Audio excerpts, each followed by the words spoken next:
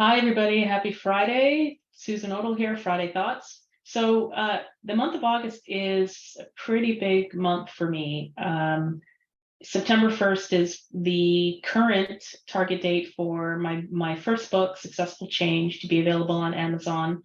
And so there's a lot of work going on in the background. I'm definitely looking forward to September 1st. It's interesting. I've been working on this for so long. It's been about 3.5 years of um, ideation, I guess, and then settling on the right um, core theme, and then writing and rewriting and reviewing and all of those good things. So I'm definitely excited, but I'm more just grateful for being at this point in the journey after so much work. And I'm really looking forward to sharing the book with you. So what I thought I would do for the month of August is tie my Friday thoughts a bit more to the upcoming release of Successful Change. And I wanted to start today to talk about why I wrote the book in the first place. What was my why behind the book? Because last week I talked all about your why and your passion and about why that's so important, because, anything of substance or really will take more time than you think to achieve. And so my why for the book resulted out of a particular night after, I would say, what you could call as a challenging QBR, when I was working for the private equity firm out of Austin, Texas. And I was VP of operations for their third largest portfolio company, GFI Software. I was recruited in by the CEO at the time to help with the operations and just to be an extension of the CEO to make sure we got things done. The environment was very demanding. Our entire team was decentralized around the world. Pick a country, I could probably name an employee that worked there. And we had to produce 60% EBITDA every quarter, quarter over quarter, no excuses. And so, you can paint a picture of a kind of a private equity play, that level of expectation of financial performance. And we nailed it. We killed it. Every year we made our numbers. And my mandate beyond operationally making sure we hit that number was also to transform our software catalog from a perpetual license model to a recurring license model. And the complication on that is, if you've got GFI is made up of maybe more now, 3 separate software companies that were acquired but never fully integrated, all with different licensing models. Some of them had hardware and software, not just software. So it was daunting, but we got it done in 6 months, including rolling it out to market to 800 distributors. And I believe 6,000 resellers around the world, doing about 30,000 transactions per month. So we're talking big numbers. The company was, doing about $80 million a year US in revenue.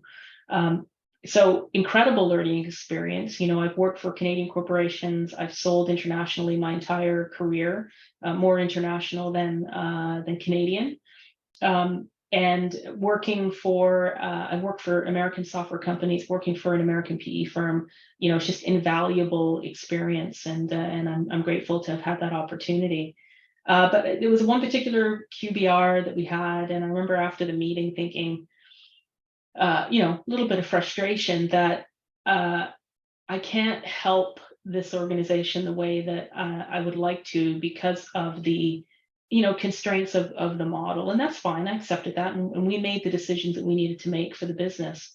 But it made me reflect on a strong desire to work with more than one software company at a time, or one entity at a time, that I wanted to find a way to have a one-to-many relationship and help as many organizations achieve their objectives. Because, and I've said this before, when you help a company achieve their objectives, you help the shareholders gain their returns, you help the staff retain their jobs, which helps their families maintain stability.